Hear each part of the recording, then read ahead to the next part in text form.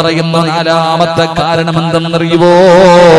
ഇന്നത്തെ പെണ്ണുങ്ങളുടെ ജീവിതത്തിന്റെ ശൈലികളാ, ഇന്നത്തെ പെണ്ണുങ്ങളുടെ പ്രവർത്തനങ്ങളാണ്. 6-ാം നൂറ്റാണ്ടിലെ കാട്ടറബികളായ പെണ്ണുങ്ങളെ പോലും തോപ്പിച്ച് കളയുന്ന രീതിയില്, അവരെ പോലും പരാജയപ്പെടുത്തി കളയുന്ന രീതിയില്. എന്റെ പ്രിയപ്പെട്ട സഹോദരിമാരുടെ ജീവിതം അങ്ങനെയാണല്ലോ. എന്റെ പ്രിയപ്പെട്ട പെങ്ങന്മാര്, ഉള്ളത് പറഞ്ഞതിന്റെ പേരിൽ നിങ്ങൾ എന്നെ എന്ത് പറഞ്ഞാലും എനിക്കൊന്നുമില്ല. നിങ്ങൾ എന്നോട് ദേശം കാണിച്ചെന്ന് പറഞ്ഞിട്ട് എനിക്കൊന്നുമില്ല. നിങ്ങളുടെ സ്നേഹം കിട്ടുന്നതിന് വേണ്ടി ഞാനിത് പറയാതെ ഇരുന്ന നാളെ അല്ലാഹു നരകത്തിൽ എടുത്തു വെക്കുന്ന 1-ാമത്തെ വിറക് എന്റെ ശരീരമായിരിക്കും പെങ്ങള്. അതുകൊണ്ട് എന്റെ പ്രിയപ്പെട്ട ഉമ്മമാരോട് പെങ്ങന്മാരോട്, അല്ലാഹുവേ, ഇന്നത്തെ മുസ്ലിം പെണ്ണിന്റെ ജീവിത ശൈലികൾ കണ്ടാൽ, അവളുടെ നടത്തവും അവളുടെ സ്വഭാവവും അവളുടെ പ്രവർത്തനങ്ങളും കണ്ടാൽ എന്റെ പ്രിയമുള്ളവരെ നമുക്ക് അത്ഭുതം സംഭവിച്ചു പോവുകയാണ്. ഇന്നത്തെ പെണ്ണുങ്ങൾക്ക് എന്തേ സംഭവിച്ചത്? ഇന്നത്തെ എന്റെ പ്രിയപ്പെട്ട പെങ്ങന്മാർക്ക് എന്തേ സംഭവിച്ചത്? എന്തെല്ലാം കോമാളിത്തരങ്ങളാണ്, എന്തെല്ലാം പീക്കൂത്തുകളാണ്. അല്ലാഹുവിനും അവന്റെ പ്രവാചകനും ഇഷ്ടപ്പെടാത്ത കാര്യങ്ങൾ ചെയ്യുന്നതിൽ എന്റെ പെങ്ങൾക്ക് യാതൊരു പേടിയുമില്ല. അവൾക്ക് മരണത്തെ കുറിച്ചുള്ള ചിന്തയില്ല, ഖബറിനെ കുറിച്ചുള്ള ചിന്തയില്ല, നാളെ പടച്ച റബ്ബിന്റെ പരലോകത്ത് ചെന്ന് നിൽക്കേണ്ടവളാണെന്നുള്ള ഓർമ്മയില്ല. ചെയ്തു കൂട്ടിയത് മുഴുവനും പിടിച്ചു നിർത്തിയിട്ട് അല്ലാഹു എണ്ണി ചോദിക്കുന്ന ഒരു ദിവസം വരാനുണ്ടെന്ന് എന്റെ പ്രിയപ്പെട്ട പെങ്ങന്മാര് മറന്നു പോവുകയാണ്. എല്ലാവരും ടിക്ടോക്കിന്റെ പുറകിലാ. എന്റെ പ്രിയപ്പെട്ട മുസ്ലിം പെണ്ണേ, അല്ലാഹുവേ, പണ്ടുള്ള പെണ്ണുങ്ങൾ തന്റെ മുഖം മറ്റൊരുത്തനെ കാണുന്നത് പേടിച്ചിരുന്ന ഒരു കാലമുണ്ട്, ലജ്ജയുണ്ടായിരുന്ന ഒരു കാലമുണ്ട്. അന്യവന്റെ മുന്നിൽ വന്ന് സംസാരിക്കാൻ മടി കാണിച്ചിരുന്ന പെണ്ണുങ്ങളുടെ കാലമുണ്ട്. പക്ഷേ ഇന്ന് പടച്ചവനെ, എന്റെ സഹോദരിമാര് പടച്ചവനെ ടിക്ടോക്ക് എടുത്ത് ഫേസ്ബുക്കിൽ ഇട്ടിട്ട് ലൈക്ക് തണ്ടുന്ന കാലവാ. എന്റെ പ്രിയപ്പെട്ട പെങ്ങന്മാരോട് ചോദിക്കുകയാ, നിങ്ങൾക്ക് എങ്ങനെ കഴിയുന്നു പെങ്ങള്? 15ഉം 20ഉം വയസ്സുള്ള പെമ്മക്കള് പോകട്ടെ, 40 തികഞ്ഞ എന്റെ ഉമ്മമാര് പോലും ഇന്നതിന്റെ അടിമകളായി മാറിയിരിക്കുകയാണ്. പെങ്ങളെ, 15 വയസ്സുകാരിക്ക് പക്വതയെത്തിയില്ല. ഈ 40 തികഞ്ഞ കിളവിയായ നിനക്കിനി എന്ന് പക്വതയെത്താരാ? 40 തികഞ്ഞ ഉമ്മ 18 വയസ്സുകാരിയായ 20 വയസ്സുകാരിയായ മകളുടെ കൂടെ ടിക്ടോക്ക് നടത്തുന്നത് ഉമ്മയാണ്. അല്ലാഹുവേ, തന്റെ പൊന്നാര മക്കള് തോന്നിവാസം കാണിക്കുമ്പോ മൊബൈല് പിടിച്ചു കൊടുക്കുന്നത് ഉമ്മയാ. എന്റെ പ്രിയപ്പെട്ട സഹോദരിമാരോട് പറയുകയാ, എന്തിനാ മോളെ നിനക്ക് ഈ രാജ്യത്ത് എന്ത് ചെയ്യാനുമുള്ള സ്വാതന്ത്ര്യമുണ്ട്. കാരണം ഇന്നത് പറയുന്നവൻ അകത്ത് പോയി കിടക്കേണ്ട അവസ്ഥയാ. എന്റെ പ്രിയപ്പെട്ട പെങ്ങളോട് എനിക്കൊരപേക്ഷയേ ഉള്ളൂ, നീ എന്ത് വേണമെങ്കിലും ചെയ്തോളൂ, നീ എന്ത് വൃത്തികേട് വേണമെങ്കിലും കാണിച്ചോ. എന്തിനാ മോളെ ഫർദ ധരിക്കുന്നത്? എന്തിനാ മോളെ ഫർദ ധരിക്കുന്നത്? അതൊരു പുണ്യമായ വസ്ത്രമല്ലേ? അത് ആയിഷ ബീവി ധരിച്ചതല്ലേ? അത് ഖദീജ ബീവി ധരിച്ചതല്ലേ? അത് അല്ലാഹുവിന്റെ റസൂലിന്റെ കരളിന്റെ ഘട്ടമായ ഫാത്തിമ ബീവി ധരിച്ചതല്ലേ? ഒരുപാട് മഹദികൾ ധരിച്ച ഫർദയല്ലേ മോള്? എന്തിനാ അതിട്ടുകൊണ്ട് നീ ഈ പണി കാണിക്കുന്നത്? നിനക്കതൊന്ന് ഊരിയിട്ടുകൂടെ? എന്റെ പ്രിയപ്പെട്ട പെങ്ങന്മാര്, ആരെയും മറന്നുപോയി. അല്ലാഹുവിനെ മറന്നു, റസൂലുള്ളാഹിനെ മറന്നു, വാപ്പയെ മറന്നു, ഉമ്മയെ മറന്നു, ഗുരുനാഥനെ മറന്നു, എല്ലാവരെയും മറന്നു. ഏതെങ്കിലും ഒരു മരത്തിന്റെ ചുവട് കിട്ടിയാൽ എന്തിനെന്റെ പ്രിയമുള്ളവരെ ഇന്ന് വാഹനങ്ങളിൽ സഞ്ചരിക്കാൻ കഴിയുന്നില്ല, ട്രെയിനുകളിൽ യാത്ര ചെയ്യാൻ കഴിയുന്നില്ല. എന്റെ പ്രിയപ്പെട്ടവരെ, എവിടെ നോക്കിയാൽ തന്റെ കണ്ണിന്റെ മുന്നിൽ ഉസ്താദന്മാരിയ്ക്കുന്നുണ്ട്, വാപ്പയുടെ പ്രായമുള്ളവരിയ്ക്കുന്നുണ്ട്, ഉമ്മയുടെ പ്രായമുള്ളവരിയ്ക്കുന്നുണ്ട്, തന്നെ പോലെ ചെറുപ്പക്കാരിയായ പെണ്ണുങ്ങളിരിക്കുന്നുണ്ട്. ഇതെല്ലാവരും മുന്നിലിരിക്കുമ്പോഴും അമുസ്ലിമായ കൂട്ടുകാരന്റെ മടിത്തട്ടിൽ കിടക്കുന്ന എന്റെ പ്രിയപ്പെട്ട പെങ്ങള് എങ്ങനെ കഴിയുന്നടി നിനക്കിങ്ങനെ കാണിക്കാറ്? ആരിരുന്നാലും നാണമില്ല. അവന് ലജ്ജയുണ്ട്, അവന് ലജ്ജയുണ്ട്. പക്ഷേ നമ്മുടെ സമുദായത്തിന് ലജ്ജയില്ല. അവനൊഴിഞ്ഞു മാറിയാലും വിടില്ല. അവന്റെ തോളിലൂടെ കൈയിട്ടുകൊണ്ട് ഉസ്താദന്മാരുടെ മുന്നിലിരുന്ന് സെൽഫി എടുക്കുന്ന പെണ്ണുങ്ങളുടെ കാലമാ. ഏതെങ്കിലും ഒരു മരത്തിന്റെ ചുവട് കിട്ടിയാൽ, ഏതെങ്കിലും ഒരു മരത്തിന്റെ ചുവട് കിട്ടിയാ അവിടെ ഇരുന്നു കൊണ്ട് റബ്ബേ തന്റെ വികാരം തീർക്കുന്ന പെണ്ണുങ്ങളുടെ കാലമാ. എന്റെ പ്രിയപ്പെട്ട സഹോദരിമാരോട് എനിക്ക് പറയാനുള്ളത്, എന്തിനും നിനക്ക് സ്വാതന്ത്ര്യമുണ്ട്. നിന്നെ ചോദിക്കാനും തടയാനും ആരുമില്ല. എന്ത് വേണമെങ്കിലും നിനക്ക് ചെയ്യാം. അതിനാ നിനക്കെതിരെ ആരെങ്കിലും പറഞ്ഞ അവനെ പിടിച്ചകത്തിടാനും ആളുണ്ട്. നിനക്ക് പ്രോത്സാഹനം തരാൻ ആളുണ്ട്. നിനക്ക് കൊടി പിടിക്കാൻ ആളുണ്ട്. നിന്നെ സഹായിക്കാൻ ആളുണ്ട്.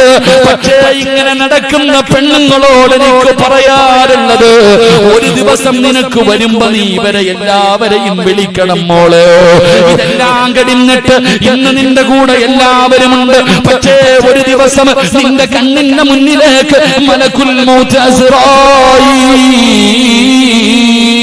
ഫകശഫനാ അൻക ഇതാക ഫബസറുക അൽയൗമ ഹദീദ്. നിന്റെ കണ്ണിന്റെ മുന്നിലേക്ക് മലക്കുൽ മൗത്ത് മനിയായികളും ഇറങ്ങി വരും. അവർ പറയും കൊണ്ടുപോകാമെന്നതാടി, നിന്നെ റൂഹ് പിടിക്കാമെന്നതാണ്. വിളിക്ക് കൊടി പിടിച്ചവര്, പ്രോത്സാഹനം തന്നവര്, കൂടെ നടന്നവര്, സൈർ ചെയ്തവര്, നിനക്ക് ലൈക്ക് തന്നവര് എല്ലാവരെയും വിളിക്കില്ല. പടച്ചവനെ, ആ മരണത്തിന്റെ രംഗം ഇങ്ങനെ കടന്നു വരുമ്പോ അവരുകൾ പറയുന്നു, കല്ല ഇതാ ബലഗത്തി തറാഖിയ വകീല മൻ റാഖ വظن أنه الفراق والتفت الساق بالساق إلى ربك يومئذ المساق. മലക്കുകൾ പറയുന്ന ദിവസം ആര് വരുമടി നിന്നെ രക്ഷിക്കാൻ? ആ മരണത്തിൽ നിന്ന് രക്ഷിക്കാൻ ആരാ നിനക്ക് വരുന്നത്? ഇതെല്ലാം കഴിഞ്ഞിട്ട് നാളെ ഇന്നിങ്ങനെ നടക്കുമ്പോ അമ്മ നിന്നെ ഇങ്ങനെ വെറുതെ വിട്ടിരിക്കുകയാണ്. ഓന്തോടിയാൽ എവിടെ വരെ ഓടും പെണ്ണ്, നീ പോയാൽ എവിടെ വരെ പോകുമടി? ഈ ഓട്ടത്തിനൊരവസാനമുണ്ട്. അല്ലാഹ് പറയുകയാ, അല്ലാഹ് പറയുകയാ, വത്തഖൂ യൗമൻ തുർജഊന ഫീഹി ഇലല്ലാഹ്. എവിടെ പോയാൽ ഒരു ദിവസം നീ എന്റെ മുന്നിൽ തിരിച്ചു വരുമടി. നീ എവിടെ പോയാൽ നാളെ എന്റെ മുന്നിൽ വന്ന് നിൽക്കുന്ന ഒരു ദിവസം നിനക്ക് വരാനുണ്ട്. അതുകൊണ്ട് പെങ്ങളോട് പറയുകയാ, ഇന്നെല്ലാം ഫ്രണ്ട്ഷിപ്പാണ്. ഇവന്റെ കയ്യിൽ പിടിച്ചാലും കുറ്റം പറയാ പാടില്ല. നിനക്ക് കൂട്ടുകാരാണ്. പെങ്ങളെ വ്യഭിചാരമെന്ന് പറഞ്ഞാൽ ആണും പെണ്ണും കിടപ്പറയിൽ കിടന്ന് ശാരീരികമായി ബന്ധപ്പെടുന്നതിന് മാത്രമല്ല വ്യഭിചാരമെന്ന് പറഞ്ഞത്. അല്ല വ്യഭിചരിക്കരുതെന്നല്ല പറഞ്ഞത്. വലാ തഖറബുസ് സിനാ ഇന്നഹു കാന ഫാഹിശാ. വ്യഭിചരിക്കരുതെന്നല്ല പറഞ്ഞത്. നിങ്ങൾ അടുക്കല്ലേ, നിങ്ങൾ അടുക്കല്ലേ. അവന്റെ കയ്യിൽ പിടിക്കുന്നത് വ്യഭിചാരമാണ്. അവനെ കാണുന്നത് വ്യഭിചാരമാണ്. അവനോട് സംസാരിക്കുന്നത് വ്യഭിചാരമാണ്. അവൻ പറയുന്നത് കേൾക്കുന്നത് വ്യഭിചാരമാണ്. അവനെ കുറിച്ച് ചിന്തിക്കുന്നത് വ്യഭിചാരമാണ്. ഇത് വ്യഭിചാരമാണ്, വ്യഭിചാരമാണ്. ഇങ്ങനെ വ്യഭിചരിച്ച് നടക്കുന്നവന്റെ ആയുസ് കുറവാണ്. ഇങ്ങനെ വ്യഭിചരിച്ച് നടക്കുന്നവന്റെ ആയുസ് കുറവാണ് പൊന്നുമോനെ. അതുകൊണ്ട് എന്റെ പ്രിയപ്പെട്ട പെങ്ങന്മാരോട് പറയുകയാ, അഹങ്കാരം കുറയ്ക്കു പെണ്ണേ, ഒന്ന് താഴെ ഇറങ്ങടി പൊന്നുമോളെ. 50 വയസ്സുള്ള നിന്റെ ഉമ്മ ചെയ്യാത്ത പാപം ഈ 18 വയസ്സിന് നീ ചെയ്തില്ലേ പൊന്നുമോള്? 20 വയസ്സുള്ള 25 വയസ്സുള്ള പെങ്ങളോട് ഞാൻ ചോദിക്കുകയാ, നിന്റെ ഉമ്മയുടെ ഉമ്മ 60 വയസ്സ് 70 വയസ്സ് വരെ ജീവിച്ചവരാ. നിന്റെ അടുക്കൽ എത്രയോ പ്രായം ചെന്ന ഉമ്മ ഇരിപ്പുണ്ട്. ആ ഉമ്മ 60 കൊല്ലം കൊണ്ട് ചെയ്യാത്ത പാപം മോളെ നിന്റെ ഈ ചെറിയ പ്രായത്തിൽ ചെയ്ത് കളഞ്ഞില്ലേടി. ഇനിയെങ്കിലും നിനക്കൊന്ന് നന്നായി കൂടെ, ഇനിയെങ്കിലും ഇതെല്ലാം ഒന്ന് നിർത്തിക്കൂടെ. യുവത്വത്തോട് എനിക്ക് പറയാറുള്ളത്, എന്റെ പെങ്ങന്മാരോട് എനിക്ക് പറയാറുള്ളത്, അല്ലാഹുവിന്റെ പ്രവാചകന് 3 വിഭാഗം പെണ്ണുങ്ങളെ ശപിച്ചിരിക്കുകയാ. അല്ലാഹുവിന്റെ റസൂൽ അവിടെന്ന് പറഞ്ഞു, സ്വഹാബാ 3 വിഭാഗം പെണ്ണുങ്ങളെ അല്ലാഹു ശപിച്ചിരിക്കുകയാ. അവൾ അല്ലാഹുവിന്റെ ശാപം കിട്ടിയവളാ, അവൾ അല്ലാഹുവിന്റെ ശാപം കിട്ടിയവളാ. അല്ലാഹു ശപിച്ചാ നന്നാകുവോ മോളെ? അല്ലാഹു ശപിച്ചാ നന്നാവോ? ശപിച്ചവനാണ് ഇബ്ലീസ്. അവന്റെ അവസ്ഥ എന്താണെന്ന് എനിക്കും നിങ്ങൾക്കും അറിയാമല്ലോ. അതുകൊണ്ട് അല്ലാഹു ശപിച്ച 3 വിഭാഗം പെണ്ണുങ്ങളുണ്ട്. അതിലെ ഒന്നാമത്തെ വിഭാഗമാരാ, അതിലെ ഒന്നാമത്തെ വിഭാഗമാരാ? എന്റെ പ്രിയപ്പെട്ട ചെറുപ്പക്കാരാ, എന്റെ പ്രിയപ്പെട്ട യുവത്വേ, അല്ലാഹുവിന്റെ ശാപം കിട്ടിയ 3 വിഭാഗത്തിൽ ഒന്നാമത്തെ വിഭാഗം പച്ചകുത്തുന്നവരാ. ഇന്ന് പച്ചകുത്തുന്നത് ഒരു വല്ലാത്ത ട്രെൻഡാണല്ലോ. ശരീരത്ത് പച്ചകുത്തുന്നത് ഇന്ന് വല്ലാത്ത ട്രെൻഡാണല്ലോ. നേരത്തെ ആണുങ്ങൾ മാത്രമാണ് ചെയ്തതെങ്കിൽ ഇന്ന് പെണ്ണുങ്ങളിലേക്കും കടന്നു വന്നിരിക്കുകയാ. അവളുള്ള വീട് നേരെയാകൂല. അല്ലാഹുവിന്റെ ശാപം കിട്ടിയവളുള്ള വീട്. റസൂലുള്ളാഹി പറയുകയാണ്, നിന്റെ ഭാര്യയുണ്ടോ, നിന്റെ മക്കളുണ്ടോ, നിന്റെ കൂടപ്പിറപ്പുണ്ടോ, അല്ലാഹു ശപിച്ച 3 വിഭാഗത്തിൽ നിന്റെ വീട്ടിലെ ഏതെങ്കിലും ഒരു പെണ്ണുണ്ടോ? റസൂലുള്ളാഹി പറയുകയാ, പച്ചകുത്തുന്നവരെ അല്ലാഹു ശപിച്ചിട്ടുണ്ട്. രണ്ടാമത്തെ വിഭാഗം ആരെന്നറിയോ? ചെറുപ്പക്കാരാ, നീ ചോദിക്കുമല്ലോ, ഉസ്താദേ എന്ത് ചെയ്തിട്ടും ഞാൻ എന്തേ നേരെയാകാത്തത്? ഞാനെന്ത് കച്ചവടം ചെയ്താലും പൊളിയുന്നല്ലോ, എന്തെല്ലാം ഉണ്ട് ഉസ്താദേ, പറക്കത്തില്ലല്ലോ, വയറ് നിറയുന്നില്ലല്ലോ, തൃപ്തിപ്പെടാ കഴിയുന്നില്ലല്ലോ. എന്റെ ചെറുപ്പക്കാരാ, വീട്ടിൽ പോയിട്ട് നോക്കടാ. അല്ലാഹുവിന്റെ റസൂൽ പറയുന്നു, പടച്ച റബ്ബ് ശപിച്ച രണ്ടാമത്തെ വിഭാഗമാരാ? സൗന്ദര്യത്തിന് വേണ്ടി മുഖത്തെ മുടി പറിച്ചു കളയുന്ന പെണ്ണ്. നീ അല്ലാഹുവിന്റെ ശാപം കിട്ടിയവളാ. വീട്ടിൽ ചെന്നിട്ട് ഭാര്യയുടെ പിരിയത്തിൽ നോക്കടാ ചെറുപ്പക്കാരാ. നിന്റെ ഉമ്മയുടെ വയറ്റിൽ കിടന്ന തെറ്റ് കണ്ടാ തിരുത്തേണ്ടവനാണ് നീ. നിന്റെ പെങ്ങളുടെ നെറ്റിയിൽ അവരുടെ മുഖത്തേക്ക് നോക്ക്, നിന്റെ സഹോദരിയുടെ മുഖത്ത് നോക്ക്, നിന്റെ ഭാര്യയുടെ മുഖത്ത് നോക്ക്, നിന്റെ പെമ്മക്കളുടെ മുഖത്ത് നോക്ക്. ഇന്ന് പെണ്ണുങ്ങളല്ല സൗന്ദര്യവർദ്ധനവിന് വേണ്ടി പടച്ചവനെ അവരുടെ ശരീരത്തിലെ മുടി പിടിതു കളയുകയാണ്. ഇന്നെല്ലാം മോഡലാ, പുടുത്ത നാറുപടി പൊന്നുമോള്, മണ്ണ് തിന്നണ്ട ശരീരവാ.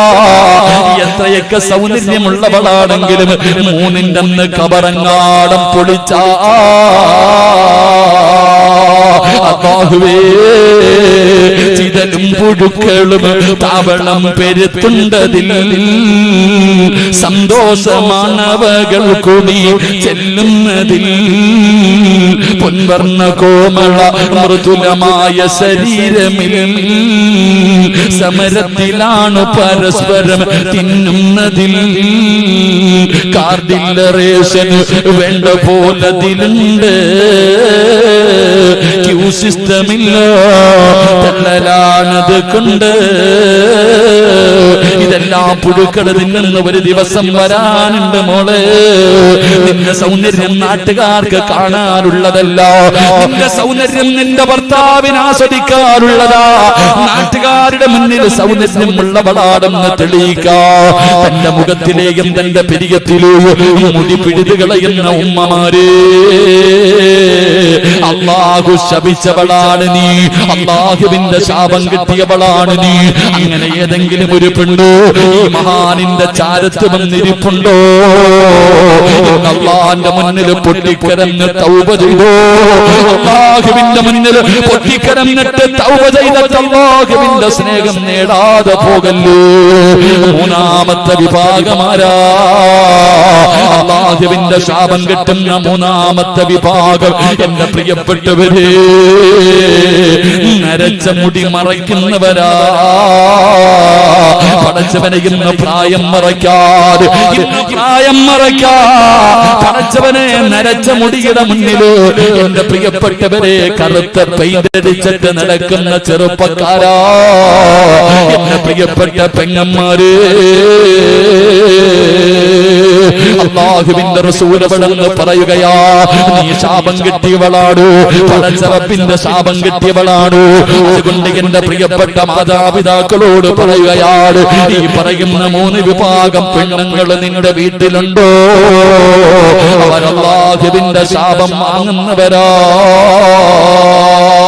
അതുകൊണ്ട് എന്റെ പ്രിയപ്പെട്ട സഹോദരിമാരോട്, എന്റെ പെങ്ങന്മാരോട് എനിക്ക് പറയാനുള്ളത്, നിങ്ങൾ പടച്ചവനെ ഭയന്ന് ജീവിക്കൂ, അല്ലാഹുവിനെ മറന്നു പോകല്ലേ, വന്ന വഴി മറന്നു പോകല്ലേ. നിങ്ങളെ എല്ലാ പാപങ്ങളും കെടികളാ. ഇടയ്ക്കിടയ്ക്ക് നോവല് വായിക്കുന്നതൊക്കെ എടുത്ത് മാറ്റൂ. എന്തിനാ സിനിമാ താരങ്ങളെ കണ്ടുപിടിക്കുന്നത്, സീരിയൽ നടിമാരെ കണ്ടുപിടിക്കുന്നത്, മോഡലുകളുടെ ചരിത്രം വായിക്കുന്നത്? നിങ്ങളെ നിന്നെ പോലെ വിചാരമുള്ള പച്ചയിറച്ചിയുള്ള നിന്റെ കാല് കാടാരടകുള്ള നിന്നെക്കാലും ഒരുപാട് സ്വപ്നങ്ങളും പ്രതീക്ഷകളുമായി കഴിഞ്ഞിരുന്ന എത്രയോ മഹതിമാരുണ്ട്. ആയിഷ ബീവിയുടെ ചരിത്രമെടുത്ത് വായിച്ചു നോക്ക്, ഖദീജ ബീവിയുടെ ചരിത്രമെടുത്ത് വായിച്ചു നോക്ക്, ഫാത്തിമ ബീവിയുടെ ചരിത്രമെടുത്ത് വായിച്ചു നോക്ക്. ഒരുപാട് സഹാബി വനിതകളുടെ ചരിത്രം നിനക്ക് പഠിക്കാറില്ലേ?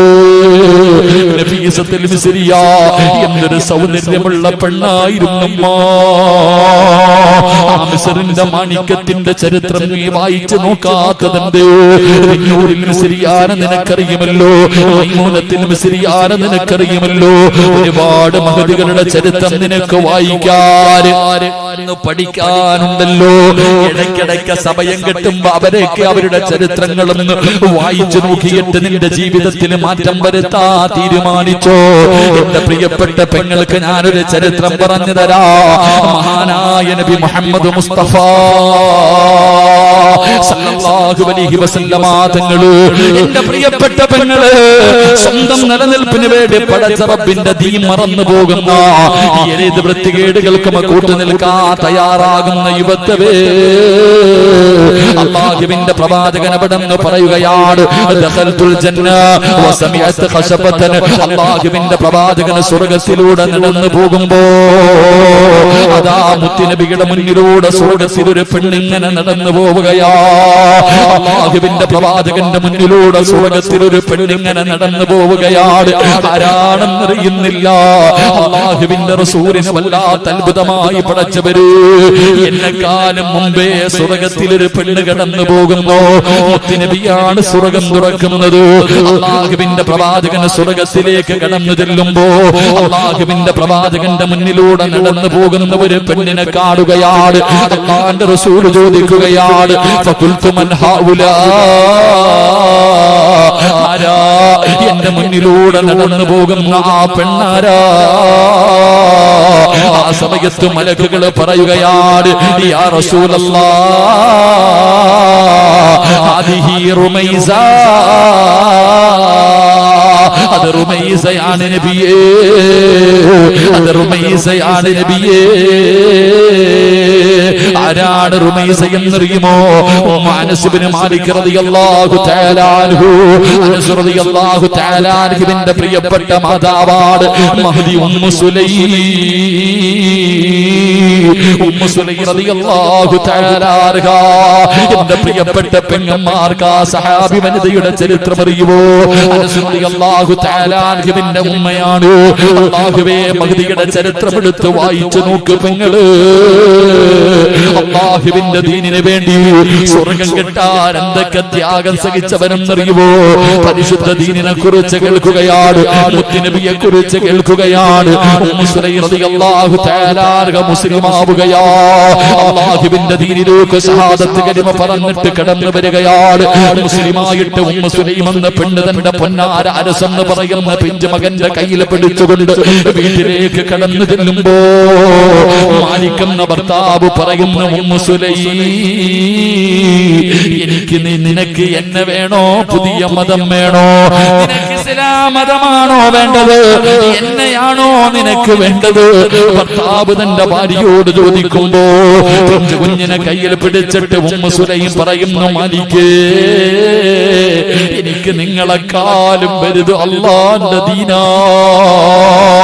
എനിക്ക് പടച്ച റബ്ബിനെയാ വേണ്ടത്, എനിക്ക് മുത്തുനബിയാണ് വേണ്ടത്. ഉമ്മ സുലൈം, മതം കളഞ്ഞില്ലെങ്കിൽ ഞാൻ എന്നെ ഉപേക്ഷിക്കും. ഉമ്മ സുലൈം, ഭർത്താവ് പറയുകയാ, നിന്നെ ഞാൻ ഉപേക്ഷിക്കും. ഈ പിഞ്ചു മകനെയും കൊണ്ട് നീ ഒറ്റയ്ക്ക് ജീവിക്കേണ്ടി വരും. ഉമ്മ സുലൈം റളിയല്ലാഹു തആല അൻഹു പറഞ്ഞു, അല്ലാഹുവിന്റെ ദീൻ വലിച്ചെറിയാൻ എനിക്ക് പറ്റൂല. എനിക്ക് അല്ലാഹുവിനെ വേണം, എനിക്ക് മുത്തുനബിയെ വേണം, എനിക്ക് എന്റെ ദീൻ വേണം. അതുപോലെ നിങ്ങളെയും എനിക്ക് വേണം. നിങ്ങളെ ഉപേക്ഷിക്കാൻ എനിക്ക് കഴിയില്ല.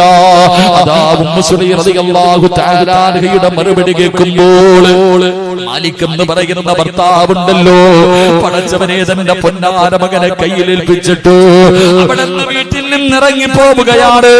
ചോരക്കുഞ്ഞിനെ മാറിടത്തിലേക്ക് ചേർത്ത് പിടിച്ചിട്ട് ഉമ്മു സുലൈം നിന്ന് കരയുകയാ. എന്ത് ചെയ്യണമെന്നറിയില്ല. മുസ്ലിമായതിന്റെ പേരിൽ തന്റെ പ്രിയപ്പെട്ട ഭർത്താവ് ഉപേക്ഷിച്ചിട്ട് ഇറങ്ങി പോവുകയാണ്. Ummu Sulaim തകർന്നില്ല. അനസ് എന്ന് പറയുന്ന പൊന്നുമോനെ വല്ലാതെ കഷ്ടപ്പെട്ട് വളർത്തുകയാണ്. അല്ലാഹുവേ, ഒരുപാട് ത്യാഗങ്ങൾ സഹിച്ച് വളർത്തുകയാ. അവസാനം എന്റെ പ്രിയപ്പെട്ടവരെ, മഹാനായ നബി മുഹമ്മദ് മുസ്തഫ സല്ലല്ലാഹു അലൈഹി വസല്ലമ തങ്ങൾ ഹിജ്റ ചെയ്ത നാട്ടിലേക്ക് വന്നപ്പോ എല്ലാവരും അല്ലാഹുവിന്റെ പ്രവാചകന്റെ മുന്നിലേക്ക് ഓടുകയാണ്. ഈ പ്രപഞ്ചം തന്നെ സൃഷ്ടിക്കാൻ കാരണക്കാരനായ മുത്തുനബി മുഹമ്മദ് മുസ്തഫ സല്ലല്ലാഹു അലൈഹി വസല്ലമ തങ്ങളെ കാണുമ്പോ എല്ലാവരും സമ്മാന പൊതിയുമായിട്ട് ഓടുകയാണ്. മുത്തുനബിയുടെ കയ്യിൽ കൊണ്ടുപോയി സമ്മാനം കൊടുക്കുമ്പോ ഉമ്മു സുലൈം റളിയല്ലാഹു തആല വീടിന്റെ അകത്തിരുന്ന് കരയുന്നു, അല്ലാഹ്, എന്റെ കയ്യിലൊന്നുമില്ലല്ലോ റബ്ബേ, മുത്തുനബിക്ക് കൊടുക്കാ, ലോകത്തിന്റെ നേതാവിനെ കൊടുക്കാ. കണ്ടിരുന്ന ആദ്യമായിട്ട് മുത്തുനബിയെ കാണുമ്പോ കൊടുക്കാ, തന്റെ കയ്യിലൊന്നുമില്ലല്ലോ. ഉമ്മു സുലൈം വീടിന്റെ അകത്തിരുന്ന് കരയുകയാണ്. എന്നിട്ട് തന്റെ പൊന്നാര മകനെയുണ്ടല്ലോ, അനസ് എന്ന് പറയുന്ന 10 വയസ്സുള്ള തന്റെ പൊന്നാര മകനെ ഒരുക്കുകയാണ്. പുതിയ വസ്ത്രങ്ങൾ ധരിപ്പിച്ചു, തന്റെ പൊന്നുമോനെ കുളിപ്പിച്ച് വസ്ത്രം ധരിപ്പിച്ച് സുഗന്ധം തേച്ചിട്ട് തന്റെ പൊന്നുമോനെ കെട്ടിപ്പിടിച്ചിട്ട് ചുംബനം കൊടുക്കുകയാ. അനസ് എന്ന് പറയുന്ന പൊന്നുമകൻ ചോദിക്കുന്നു, എന്തിനാവുമ്മ കരയുന്നത്, എന്തിനാവുമ്മ കരയുന്നത്? തന്റെ പൊന്നാര മകന് കെട്ടിപ്പിടിച്ച് ചുംബനം കൊടുത്തിട്ട് കയ്യിൽ പിടിച്ചുകൊണ്ട് ഇലാ ഹദ്റത്തി റസൂലില്ലാഹ്, അല്ലാഹുവിന്റെ പ്രവാചകന്റെ ചാരത്തേക്ക് ഉമ്മു സുലൈം കടന്നു പോവുകയാണ്. അല്ലാഹുവിന്റെ പ്രവാചകന്റെ മുന്നിലേക്ക് കടന്നു ചെന്നിട്ട് അവിടെ നിന്ന് പറയുന്നു, നബിയേ, യാ റസൂലല്ലാഹ്, അല്ലാഹുവിന്റെ റസൂലേ, എല്ലാവരും അങ്ങേക്ക് സമ്മാനം കൊണ്ടുവന്ന് തരുന്നുണ്ട്. വിലപിടിപ്പുള്ള സമ്മാനങ്ങള് എല്ലാവരും അങ്ങയുടെ കയ്യിൽ കൊണ്ടുവന്ന് തരുന്നുണ്ട്. എന്റെ കയ്യിൽ തരാനൊന്നുമില്ല നബിയേ, ഞാൻ പാവപ്പെട്ടവളാ, എന്റെ കയ്യിൽ തരാനൊന്നുമില്ല നബിയേ. എനിക്ക് ലോകത്തിലെ ഏറ്റവും ഇഷ്ടം അല്ലാഹുവും അവന്റെ പ്രവാചകനും കഴിഞ്ഞാൽ എനിക്കിന്ന് ലോകത്തിൽ ഏറ്റവും ഇഷ്ടപ്പെട്ടത് എന്റെ പൊന്നുമകൻ അനസിനെയാണ് നബിയേ. എനിക്ക് ഏറ്റവും ഇഷ്ടപ്പെട്ടത് എന്റെ 10 വയസ്സുള്ള പൊന്നുമോനെയാ. അങ്ങയുടെ കയ്യിൽ തരാൻ എന്റെ കയ്യിലൊന്നുമില്ല. 10 വയസ്സുകാരനായ അനസ് എന്ന് പറയുന്ന പൊന്നുമോനെ മുത്തുനബിയുടെ കയ്യിൽ കൊടുത്തിട്ട് പറയുന്നു, യാ റസൂലല്ലാഹ്, ഇവനെ എടുത്തോ നബിയേ, എന്റെ പൊന്നുമോനെ എടുത്തോ നബിയേ. അങ്ങയുടെ ചെരുപ്പെടുത്ത് തരാൻ, അങ്ങക്ക് വെള്ളമെടുത്ത് തരാൻ, അങ്ങക്കൊരു സാധ്യമായിട്ട് എന്റെ പൊന്നുമകനെ എടുത്തോ നബിയേ.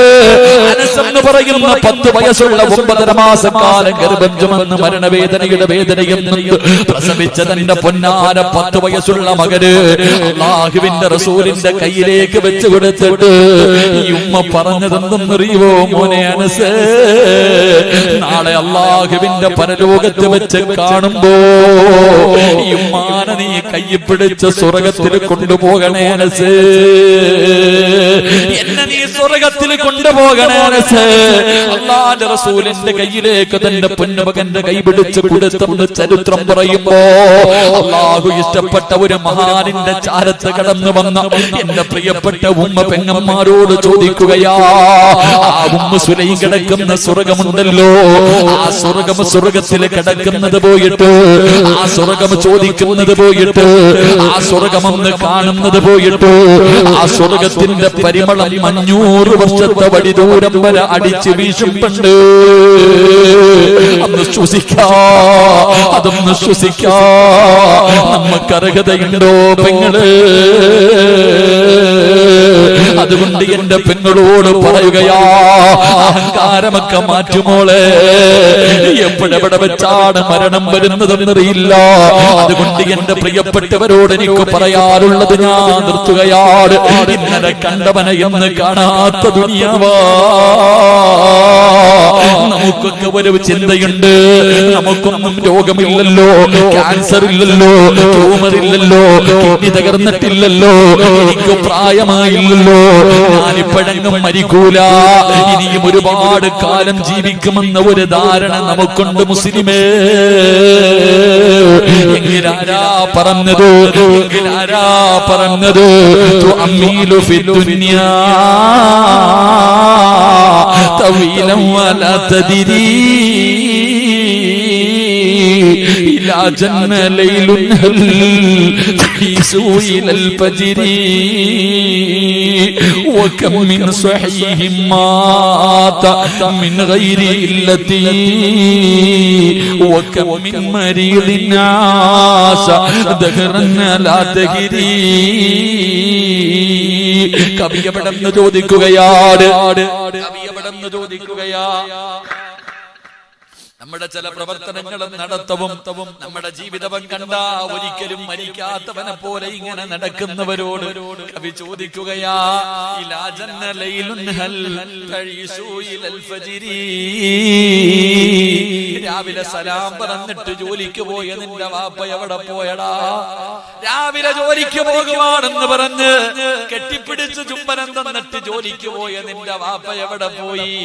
രാവിലെ പാതിരാത്രി ഭക്ഷണം കഴിച്ച് ഉമ്മയുടെ കൂടെ കിടപ്പറയിലേക്ക് കടന്ന നിന്റെ വാപ്പ എവിടെ? നിന്റെ ഉമ്മ എവിടെ?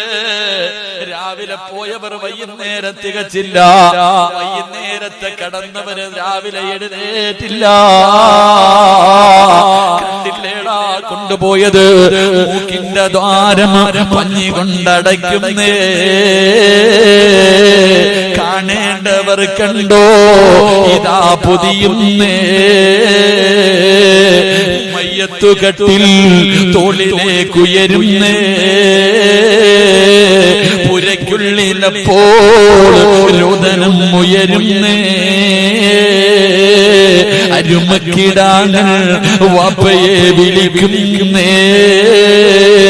അതിനുത്തരം നൽകാതെ നീ കിടക്കുന്നേ. വെള്ള തുണിയിലേക്ക് കുളിപ്പിച്ചിട്ട് നിന്റെ വാപ്പാനെ കൊണ്ടുകിടത്തി, നിന്റെ ഉമ്മാനെ കൊണ്ടുകിടത്തി, നിന്റെ കുടുംബത്തിലെ പലരെയും കൊണ്ടുകിടത്തി. മൂക്കിന്റെ താരത്ത് പഞ്ഞിയെടുത്ത് വെച്ചു, ചെവിയിലും വായിലും കണ്ണിലുമെല്ലാം പഞ്ഞിയെടുത്ത് വെച്ച് 3 കഷ്ടം വെള്ള തുണിയെടുത്ത് പൊതിഞ്ഞിട്ട് അതാ തലയിലും കാലിലും തുണിയങ്ങ് ചുരുട്ടിയിട്ട് 3 കെട്ട് കെട്ടിയിട്ട് പള്ളിയിൽ നിന്ന് കൊണ്ടുവന്ന മയ്യത്ത് കെട്ടിനകത്ത് എടുത്തു വെച്ച് 6 പേര് ചുമന്നുകൊണ്ട് പള്ളിപ്പറമ്പിൽ കൊണ്ടുപോയി കുടിച്ചിട്ടില്ലടാ. എന്തേ ചിന്തിക്കാത്തത്? നീ വിചാരിച്ചോ ക്യാൻസർ ഉണ്ടെങ്കിലേ മരിക്കുമെന്ന്, ട്യൂമർ വന്നാലേ മരിക്കുമെന്ന് നീ കരുതിയെങ്കിൽ ഇല്ലടാ. വകം മിൻ സ്വഹീഹിൻ മാത മിൻ ഗൈരി ഇല്ലത്തി. ഒരു രോഗവുമില്ലാത്തവർ പെട്ടെന്ന് വീണും മരിച്ചു പോകുന്നടാ ചെറുപ്പക്കാരാ. കഴിഞ്ഞ ആറാടിച്ച ദിവസം ചങ്ങനാശ്ശേരിയിലെ റബ്ബേ 28-ാം തീയതി 27-ാം തീയതി ചങ്ങനാശ്ശേരിയിലെ മക്കാമിൽ കിടക്കുന്ന കറുത്ത തങ്ങളുടെ ആണ്ട് നേർച്ചയായിരുന്നു. എന്റെ പ്രിയപ്പെട്ടവരെ, എന്റെ മഹല്ലില്, ഞാൻ ജോലി ചെയ്യുന്ന മഹല്ലില് അതാ 18 വയസ്സുള്ള ചെറുപ്പക്കാരൻ പടച്ചവനെ ഗൾഫിൽ നിന്ന് വന്നതാണ്. തന്റെ പൊന്നാര മകനെ കൊണ്ടുവന്ന് വിട്ടിട്ട് വാപ്പ അങ്ങോട്ട് പോയതേ ഉള്ളൂ. ഒരു ദിവസമേ കഴിഞ്ഞുള്ളൂ. 18 വയസ്സുള്ള സുണ്ണമോ ഭക്ഷണം കഴിഞ്ഞിട്ട് കിടന്നതാ. സുബഹിക്ക് എഴുന്നേറ്റില്ല മോനെ. ചെന്ന് നോക്കുമ്പോ അവന്റെ ശരീരം തണുത്ത് വിറച്ചിരിക്കുകയാ. അവന് ക്യാൻസർ ഇല്ല, അവന് ട്യൂമർ ഇല്ല, ഒരു മാരക രോഗവുമില്ല. അവൻ അറ്റാക്ക് ഉണ്ടാകാ, കൊളസ്ട്രോൾ ഇല്ല, ബ്ലോക്ക് വന്നിട്ടില്ല. രാത്രി കിടക്കുമ്പോ ഒരു തലവേദന പോലുമില്ലാത്ത 18 വയസ്സുകാരൻ ആറടി മണ്ണിന്റെ അകത്താ. തന്റെ പ്രിയപ്പെട്ട ഭാര്യ പ്രസവിച്ചിട്ട് 6 മാസം. പടച്ചവനെ, എന്റെ പള്ളിയുടെ നമ്മുടെ പരിസരം കോട്ടയം ജില്ലയില് അതാ തന്റെ പൊന്നാര ഭാര്യ പ്രസവിച്ചിട്ട് 6 മാസമായി. 27 വയസ്സുള്ള ചെറുപ്പക്കാരന് വാപ്പയും ഉമ്മയും ഭാര്യയും ഒരുമിച്ചിരുന്ന് രാത്രി ഭക്ഷണം കഴിക്കുകയാണ്. കഴിച്ചുകൊണ്ടിരിക്കുമ്പോ ചോറ് വാരിയിട്ട് വായിലേക്ക് വെക്കാൻ പോകുമ്പോ ഒന്ന് പുറകിലേക്ക് വീണു മോനെ. അനക്കമില്ലടാ. ഹോസ്പിറ്റലിൽ കൊണ്ടുപോകുമ്പോ ഡോക്ടർ പറഞ്ഞു സൈലന്റ് അറ്റാക്കാ. എത്രയോ പിഞ്ചുമക്കളുടെ മയ്യത്ത് കബറടക്കി വരുന്നുണ്ട്. എത്രയോ പിഞ്ചു കുഞ്ഞുങ്ങളുടെ മയ്യത്ത് കബറടക്കി വരുന്നുണ്ട്. എന്തേ നിനക്കും മരിക്കേണ്ടവനാണെന്ന് തോന്നാത്തതെന്താണ്? അതുകൊണ്ട് പറയുകയാ, എപ്പോഴെവിടെ വെച്ചാ വരുന്നതെന്നറിയില്ല, ഏത് രീതിയിലാ വരുന്നതെന്നറിയില്ല. അതുകൊണ്ട് ഒരുങ്ങിക്കോ, സ്വന്തം കാര്യം നോക്കിക്കോ. ഇദാ ജാ നസ്റുല്ലാഹി വൽ ഫത്ഹ് വറഅയ്ത الناس يدخلون في دين الله أفواجا فسبح بحمد ربك واستغفره إنه كان توابا. ഇത് മുത്തുനബിയുടെ മരണമെടുത്തു എന്ന് അല്ലാഹുവിന്റെ റസൂലിന്റെ മുന്നിൽ ജിബ്രീൽ വന്നറിയിച്ച ഒന്നാമത്തെ അടയാളമാ. അതുകൊണ്ട് എനിക്കും നിങ്ങളോട്, എന്റെ നഫ്സിനോടും നിങ്ങളോടും എനിക്ക് പറയാറുള്ളത്, സമയമായി, ഈ ലോകം തകരാ സമയമായി. അതിന്റെ അഹങ്കാരമാ കാണുന്നത്. അല്ലാഹുവേ, അതിന്റെ മുമ്പുള്ള പ്രവർത്തനങ്ങളാ കണ്ടുകൊണ്ടിരിക്കുന്നത്. ഇതെല്ലാം ഇടിഞ്ഞു വീഴാറായി. വേണമെങ്കിൽ ഒരുങ്ങിക്കോ, വേണമെങ്കിൽ നന്നായിക്കോ, വേണമെങ്കിൽ പടച്ച റബ്ബിന്റെ സ്നേഹം പിടിച്ചു പറ്റിക്കോ, എന്നിട്ട് രക്ഷപ്പെടാൻ നോക്കിക്കോ. അതുകൊണ്ട് ഫസബ്ബിഹു ബിഹംദി റബ്ബിക, അല്ലാഹുവിലേക്കടുത്തോ, പടച്ച റബ്ബിന്റെ സ്നേഹം വാങ്ങി വെച്ചോ. ഇസ്തിഗ്ഫാറുകൾ അധികമായിട്ട് പറഞ്ഞോ. മരണത്തിന് വേണ്ടി ഒരുങ്ങിക്കോ. അതുകൊണ്ട് എന്റെ പ്രിയപ്പെട്ട പെങ്ങള്, ഭൂമിയിൽ ദുരന്തമുണ്ടാകാറുള്ള 4ാമത്തെ കാരണം എന്തെന്നറിയോ? എന്റെ പ്രിയപ്പെട്ട പെങ്ങന്മാരെ, എല്ലാ പെണ്ണുങ്ങളെയും ഞാൻ കുറ്റപ്പെടുത്തുന്നില്ല, ഞാൻ നിങ്ങളെ ആക്ഷേപിക്കുന്നില്ല. കാരണം നിങ്ങളുടെ കാലിന്റെ ചുവട്ടിലാ സ്വർഗം കിടക്കുന്നത്. ഉമ്മാന്റെ കാൽ ചുവട്ടിലല്ലേ സ്വർഗം കിടക്കുന്നത്. അതുകൊണ്ട് എന്റെ ഉമ്മ പെങ്ങന്മാരെ ഞാൻ അവഹേളിക്കുന്നില്ല, നിങ്ങളെ കുറ്റപ്പെടുത്തുന്നില്ല. പക്ഷേ നിങ്ങളിലെ ചില പെണ്ണുങ്ങളുണ്ടല്ലോ, അവർ 6-ാം നൂറ്റാണ്ടിൽ ജീവിച്ചിരുന്ന, കാട്ടറബികളുടെ കാലത്ത് ജീവിച്ചിരുന്ന പെണ്ണുങ്ങളെക്കാലം തരതാഴ്ന്ന ജീവിതമാ.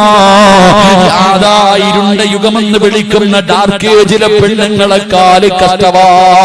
ആ കാലമാണ് മോള് ദുരന്തങ്ങൾ വലിച്ചു വെക്കുന്നതെന്ന് ചരിത്രം പറയുമ്പോ എന്റെ പ്രിയപ്പെട്ടവരെ ഒരുങ്ങിക്കോ. അല്ലാഹുവേ, കരുണക്കടലായ നിന്റെ അദാബുകളെ തൊട്ട്, നിന്റെ ദുരന്തങ്ങളെ തൊട്ട് നീ ഞങ്ങളെ കാക്കണേ അല്ലാ. നീ